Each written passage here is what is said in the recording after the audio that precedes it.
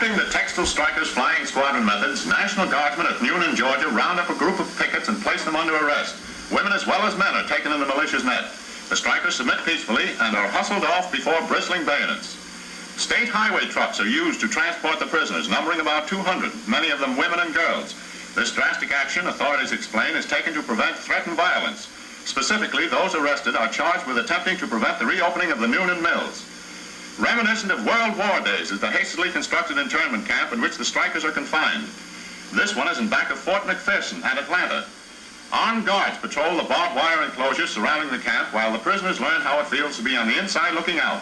Chow time finds a lot of healthy appetites and the incarcerated ladies make the best of their predicament. It's good old Army grub, plain but nourishing, and the state is paying for it.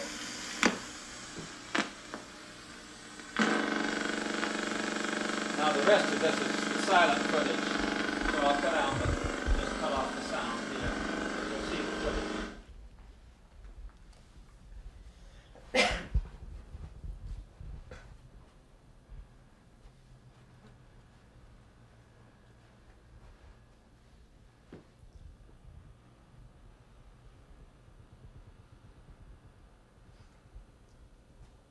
Now, when did you start and talk to us, to the others, about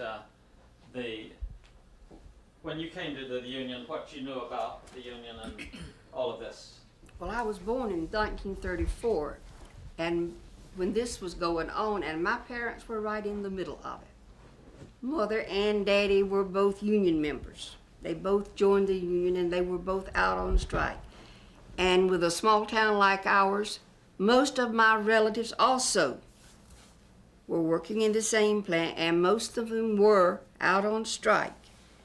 And I remember hearing my parents talk and uncles and aunts talk about how windows were shot out of the cars.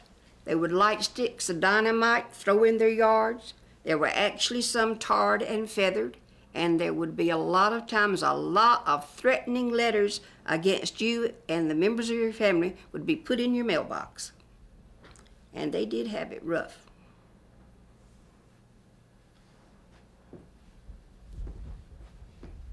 I didn't know a great deal about the 1934. As a matter of fact, I don't remember knowing anything about it, but Mother and Daddy both and my oldest sister were always encouraging about wanting to work in union places. They said working people's all they've got. And my mother always told me, if you're going to work inside a mill, which she didn't want me to, she said, if you are going to work inside a mill, make sure you try to make it a union one. Because if you... That was my family. If you work in the mill, you automatically join the union. If you go in the plant, you automatically join the union. She said that's all you've got working for you. It's the other people that's there in the mill. You know, my experience was just the reverse, because although I didn't know about the 34 strike, of course, I had family that worked in the union, or in the mills, I'm sorry, and they were non-union plants. That's where I started. And then when I started talking about going to work at Fieldcrest, which is a union mill, they said, no, you don't want to do that, because once you ever get a job in a mill that's union, you'll never work anywhere else. You shouldn't do this. They're still feeling that way. I mean, I've got aunts that are working at Fieldcrest now that, of course, are union, but the ones that are working at other plants that are saying, well, they're, again, the union's responsible because this is happening to us or because that's happening to us. My father was in the union. He worked for Fieldcrest, one of Fieldcrests in Salisbury. He always taught us children that we should stand for what we believe in. And, you know, if that's what the union is. It's an organization that where people are standing together for the rights and protecting their rights. And that's something I just really believe in. But I didn't know anything about the 34 strike, and I know that it had to be awful. You know, it was really bad. Okay, I don't know anything about the 1934 strike. I wasn't born, but I work in a plant that's been established since 1916, and I have some dear, very old friends. I went there in 1966, but union, it's anti-union. Those people are so anti-union, and very seldom you can get them to talk about it. But I have some old friends that is around 80 years old that we talk about some things. I'm gonna get some views on, see if they can tell me something about the 1934 strike. And I'm the only member of my family has ever been into a meal. But my daddy was always pro-union, and I am the same way. I think the strike had more of a negative response on the members of my family that I know that work in the mill, because I know now with my union activities, my parents are totally turned off from my activities. They tell me that the union, you know, is not good for you. You know, I think more or less the company won out over the union with their strike. You know, they were talking about the bad things that the people in the union did, you know, as far as what you were talking about tearing up people's cars, breaking their windows out, threatening their lives, and all this kind of thing. So it held a negative response with them, you know, but it doesn't affect me. You know, I'm pro-union all the way. So. I grew up on a mill hill, a village, fairly outside of the city limits of Rock Hill, South Carolina. We were very poor people. And, you know, sometimes it's painful to talk about. It's something I've never talked about before. We had one small mill, a company store. I remember my grandfather would go down to the company store and buy food, and they'd take it out of his check at the end of the week. You know, it just automatically deducted.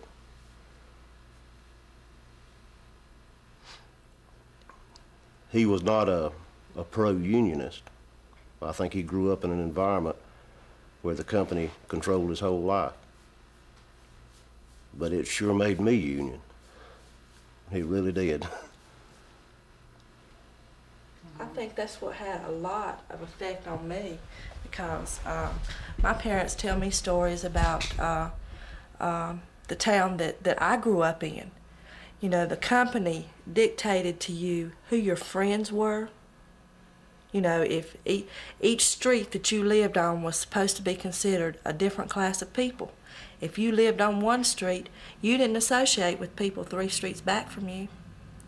And I can also remember my father telling me when he was a young boy that he went in the company store one time and stole some peanuts. And his concern, his family's concern, was not what was going to happen to him for stealing the peanuts, but my grandfather had to actually beg to keep his job because he stole those little bit of peanuts. And things like that is what's made me, you know, union all the way. I'm serious. Well, I'd like to add something to that. I think, I know my parents were in the union. Now, where we lived was a very small village. It was mill village. I mean, the company owned everything. Everything was company owned. And you did what the company said, because if you didn't, you lost your job. You were out. I mean, you're out in the cold, literally. And for those people back in those days to stand up and to strike against something like that, I mean, that took courage. I mean, it really took courage, because they were risking the chance, well, I'm going to be out of a job. How am I going to feed my kids? What are we going to do this winter? And you think about that, that's a lot to face. Even as far as where you're going to live. And absolutely, and to think, well, my parents had the courage to stand up for this and to fight for it, even risking the chance of being put on the street with nowhere to go or nothing to eat or anything else. But they were willing to stand up and fight for it. So I'm just automatically a union person. Well, even nowadays, the supervisors at some of the plants, now I know this to be true, we had a girl that went from cutting to being a supervisor, and she would still come in and eat lunch with us when we would take our break. And her foreman told her, you don't eat with the help. Now that still goes on. Yeah, it does. It does in our plant. You know, And I had that's this friend- pathetic. Yeah, I had a friend that worked in a credit union, And she told me one day, she said, the company would probably fire me from my job if they knew that the two of us were friends and we went out, you know, if we went out to clubs or whatever we did together. You know, she said she would probably lose her job if the company knew it. Yeah, there's a lot of that goes on. Yeah. People don't know about it because the company keeps it hidden, but there is a lot of pressure put on you when you are clerical. You don't have union rights, you can't be in the union. But boy, when you take a job like that, just think they put a muzzle on you. I mean, they control what you do, where you go, and what you say. And that's just too much. That is absolutely un-American. When we got interested in the union at Tennessee Woolen Mills, the first time it was defeated by 12 votes. But some months later, it was a lady, she was in her early 60s, she was too young, couldn't draw on Social Security, and she had no income. And because they put in some new program, institute some new programs, they put her out the door. This lady did With not nothing. have anything. And that's when they kind of changed some views at Tennessee Woolen Mills. Yeah. And then, around a year later, we had another election, and we won. Well, you know, we've still got a long way to go, but I mean, look at how our parents and our grandparents lived. And, you know, the company dictated everything. You know, your electricity, your food, where you lived. I mean, we've come a long way, but we've still got a long way to go. And I look back and I think, God, how do these people do this? You know, as far as to stand up against a company that just owned you, you know, and they did it. And they dictated the education of the children. Yeah. I mean, what education your children got, that was dictated by the company. So the company literally owned you. And to stand up to that in those days, that was really a big step to take. I really admire them for it. You I have really to. do. You have to admire those people. Yeah. Hold it just a moment. Back when I was a kid, a young child, I grew up on a mill hill in South Carolina that was literally controlled by one mill, one company. It's not something that I have talked about a lot because it brings back a lot of painful memories.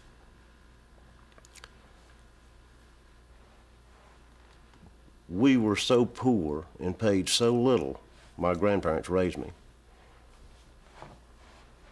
that it's unbelievable today in this society. A lot of people won't believe it, can't believe it, how things really were. I went to school without shoes. I've gone hungry. My grandfather would go down to a company store and buy food. At the end of the week, they would just automatically deduct it from his check. Ridiculous prices that he had to pay. That kind of environment puts scars on people that they never heal. You live with those the rest of your life.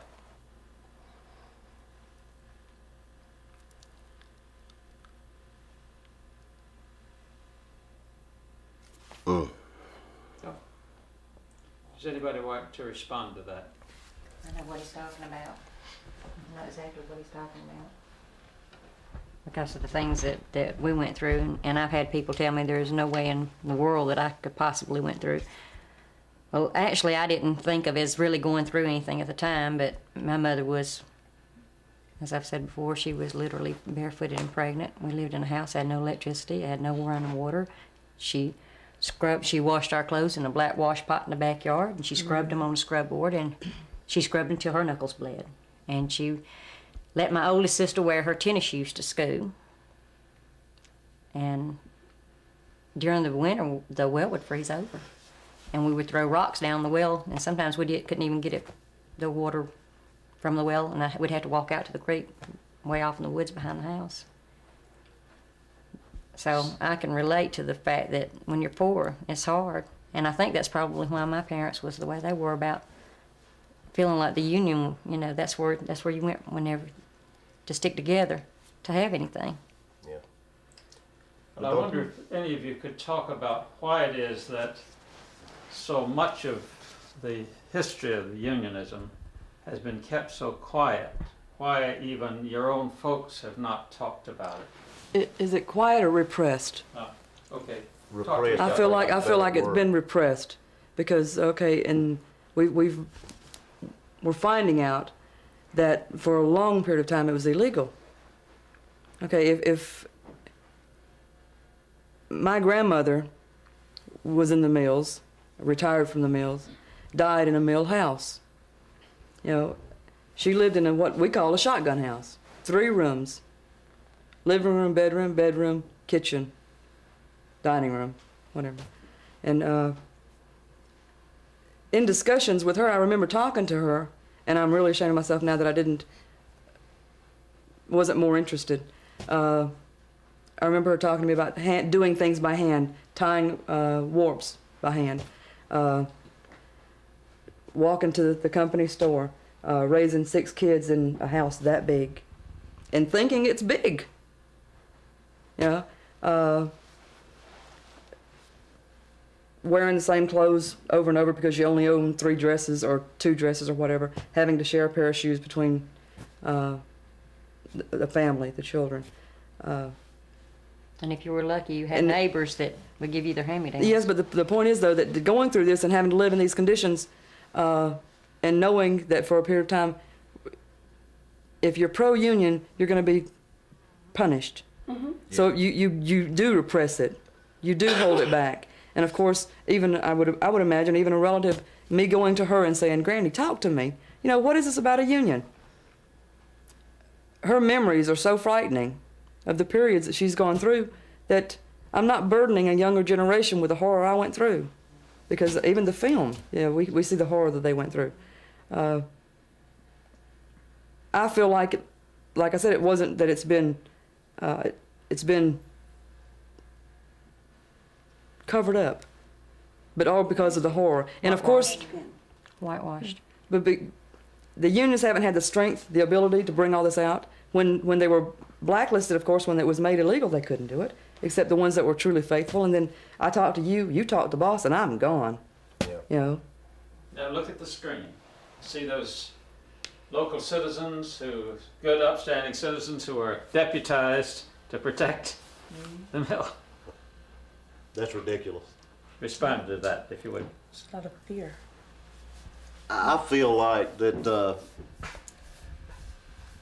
the companies indoctrinated not only just the villages that they control and the people's lives that they control, but they got into politics, the local politics, and they control local politics. Today, I would like to see them try to do something like that today. I would love to get involved in it.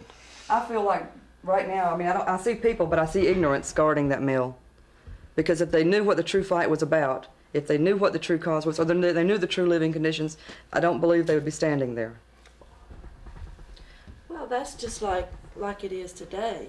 You have people who are brainwashed by the company. That's what happened to these people. They've been brainwashed by the company. Like you said, they really don't know what's going on.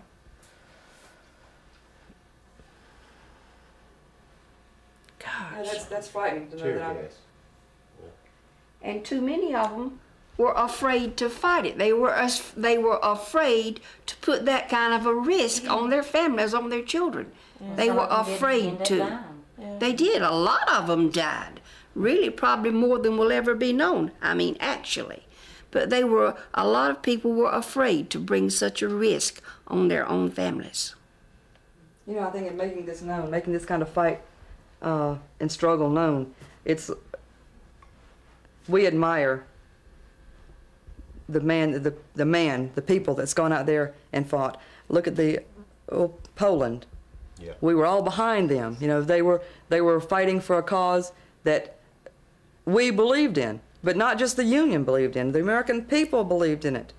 You know, but yet when we say we are the American Union, we don't get the same response because we don't have the same media coverage. They've been let know what is happening. I don't understand that, how the whole nation can stand behind Lech Walesa and solidarity, but they won't stand behind us. Right. No, we talked about that yesterday. That hurts. They haven't got this. They haven't got the coverage. How many times did you pick up the newspaper and read what was happening in Poland? Read the horrors that has gone around in Poland. But of course, we're going to fight for the underdog.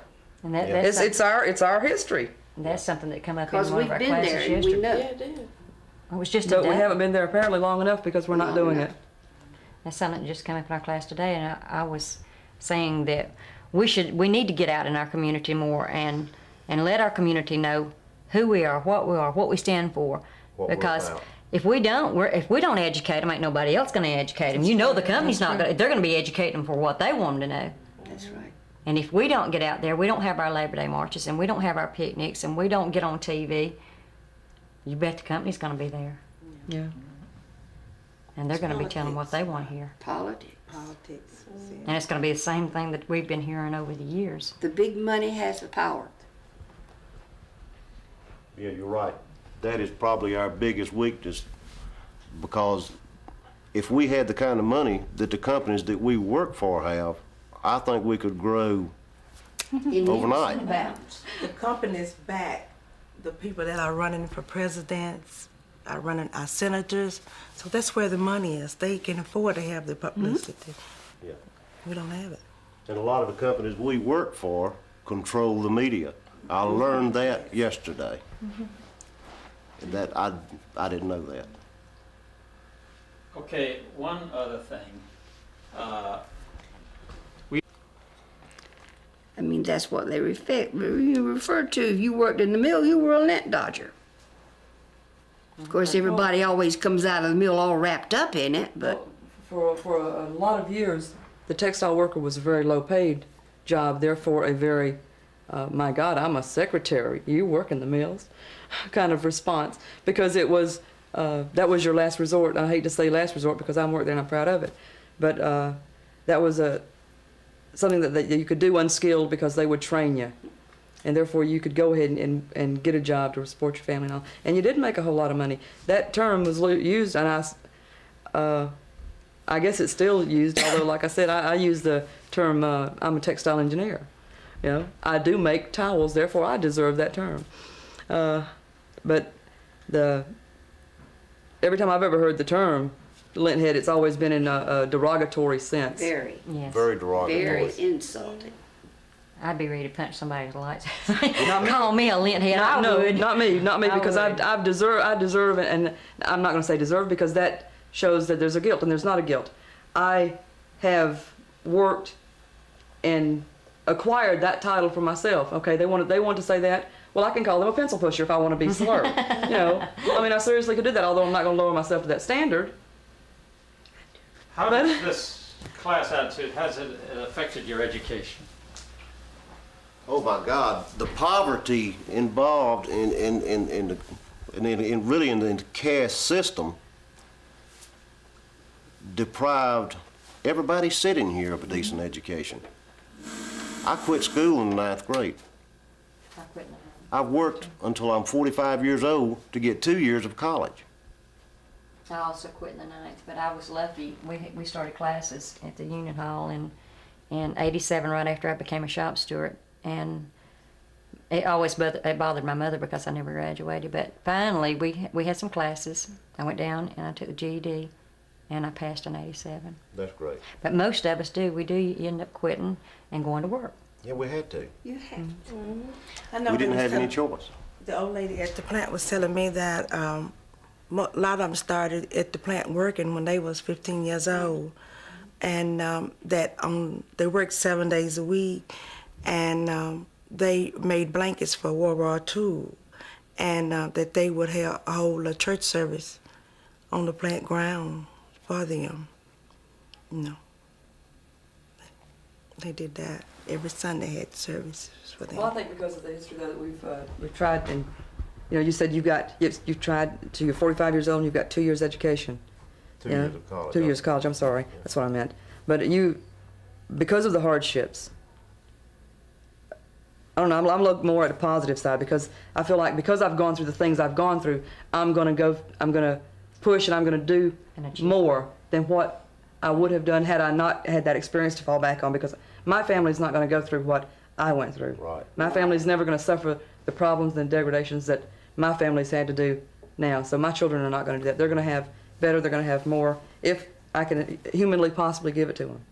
You know, and it's all because, of course, although we say it's I'm me, but it all actually, if you go back to it, all because of what happened when you were younger, the experiences that you know your family had to go through. Well, when we were younger, we didn't know that it was that bad.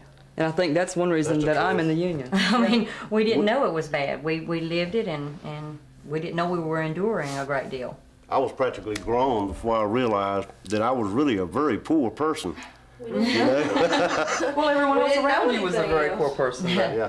But then when we look back, when the sorrow comes or the sadness comes and the pushing comes, it's when we look back and we see what our father and what our mother, what they were deprived of and what they lost because of not having. That's when we start pushing a little harder, and it's when we feel a little sad. Okay, I want to hold it just